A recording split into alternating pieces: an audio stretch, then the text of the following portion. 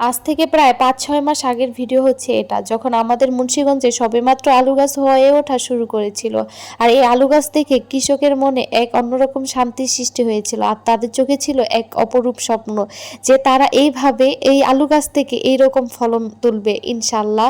আলহামদুলিল্লাহ, আল্লাহ তাআলা তাদের সেই স্বপ্ন পূরণ করেছে। বিগত ২০ বছরের চাইতে এই বছরের আলুর ফলন অনেক বেশি ভালো হয়েছে। শুধু আলুর ফলনই না, এবছর সব কিছুর ফলনই নাকি শুনলাম মানে বিগত ২০ বছরের চাইতে অনেক বেশি ভালো হয়েছে। এবার প্রতি কানিতে নাকি ৬০০ থেকে ৭০০ মনের মতো আলু হয়েছে, যাদের অনেক ভালো আলু হয়েছে।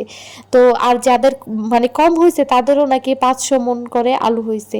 তো এটার মানে ভালো উত্তর কৃষকরাই বলতে পারবে যে তাদের কতটুক করে আলু হয়েছে। তো তারা কিন্তু অনেক আনন্দ নিয়ে এই আলুগুলো উঠাচ্ছিল, কিন্তু তাদের মনটা ভেঙে যায় এই সময় এসে, কারণ আলুর দাম তো একদমই নাই।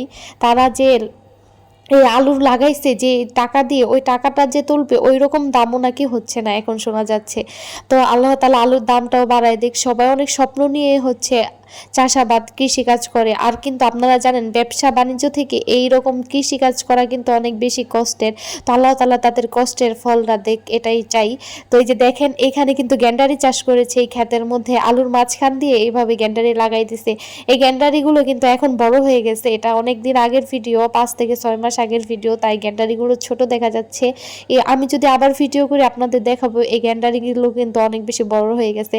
তো আমি আলুগুলো তখন হাত দিয়ে ধরে ধরে দেখছিলাম, মানে আলুগুলো যে কি পরিমাণ ভালো লাগছিল দেখে, মানে অন্যরকম একটা সুন্দর একদম মাটির নিচ থেকে বের করছে, মানে কেল ফেরে একবারে তাজা তাজা আলুগুলো দেখতে কিন্তু অন্যরকম সুন্দর লাগতেছিল। আপনারা ক্যামেরায় কতটুকু বুঝতেছেন জানি না, যারা যারা আলু উঠানো দেখেন নাই কখনো তারা দেখে নেন যে মুন্সিগঞ্জে কিভাবে আলু উঠায় মানুষ। আর আলু লাগানো হতে আলু উঠানো পর্যন্ত মানে যতটুকু ছিল আমার কাছে ভিডিও, আমি আপনাদের দেখানোর চেষ্টা করেছি, আপনারা দেখেন। এই যে দেখেন বাচ্চারাও কত শখ করে আলুগুলো উঠাচ্ছিল। এই যে দেখেন দুইজন মিলে মিলে ওর বাবা আলু উঠাই দিচ্ছিল, ওরা দুই ভাই মিলে এখানে রেখে দিচ্ছিল আলুগুলো। শুধু বড়দের চোখেই না, মুন্সিগঞ্জের প্রত্যেকটা মানুষের চোখেই মনে হয় এই স্বপ্ন ছিল। তারা সবাই অনেক আনন্দে আনন্দে কাজ করছিল। যারা সারাদিন মানে বোঝা টেনে এরকম ক্লান্ত হয়ে যাচ্ছিল, তারাও অনেক শান্তি, মানে তাদের মুখে কোনো ক্লান্তির ভাব ছিল না। তারা আলু দেখে মানে খুশি হয়ে গেছিল যে এত পরিমাণ আলু হয়েছে, মানে অনেক খুশি হয়ে তারা হচ্ছে আলুগুলো উঠাইতেছিল। আর এটা হচ্ছে আমাদের মুন্সিগঞ্জে যারা কাজ করতে আসছিল তাদের ঘর। এই যে দেখেন তারা কিভাবে ঘর বানায় সবাই একসাথে। এই ঘরে কিন্তু একসাথে ৫০ জন মানুষ থাকতো। তো এই যে দেখেন তারা এখন মানে কিছু কিছু মানুষ শুয়ে আছে।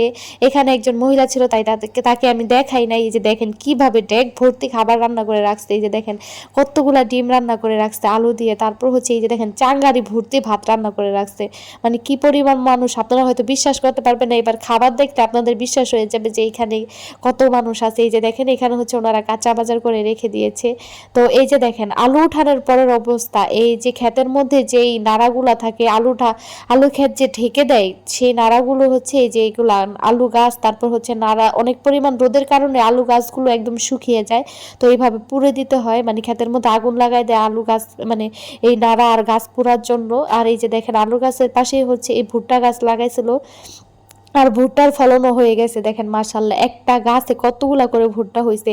তারপরে হচ্ছে যখন একটা বৃষ্টি হয়, বৃষ্টির কারণে মাটিগুলো যখন এইরকম ঝুরঝুরা হয়ে যায়, মানে তখন এই যে আলু টুকাতে আসছে মানুষ, মানে বাচ্চারা অনেক, মানে বাদশা থেকে না করলে ওরা জোর জবরদস্তি মানে পালায়া চলে আসে যে আলু তুলবে। যে দেখেন ও একটা মানে একটা কূপ দিয়ে ৩টা আলু পাইছে, কত বড় বড়। ওর ব্যাগ মুহূর্তের মধ্যে ভরে যায় আলু দিয়ে। মানে এই মাটিগুলো অনেক ঝুরঝুরা ছিল না, ও মানে কোদাল দিয়ে করার সাথে সাথে অনেকগুলো করে আলু বের হইতেছিল। আর ও কিছুক্ষণের মধ্যে আলু মানে তুলে চলে যায় ব্যাগ ভর্তি করে। আর এই যে দেখেন আলুর দম, মানে আলুর দিন চলে যাবে আর আমরা মুন্সিগঞ্জের মানুষ আলুর দম খাবো না, এটা তো কখনো হতেই পারে না। এই যে আমরা কড়াই ভর্তি করে আলুর দম করে তারপর হচ্ছে সবাই মিলে একসাথে খাইলাম। তো এই যে দেখেন আলু উঠানোর পরে আমাদের বিলের অবস্থা একদম, মানে মনে হয় ওদের কুল থেকে মানে মায়েদের কুল থেকে বাচ্চা ছিনিয়ে নিয়ে গেলে যে ওরকম অবস্থা হয়, ওদের সেম অবস্থা, মানে এই বিলগুলো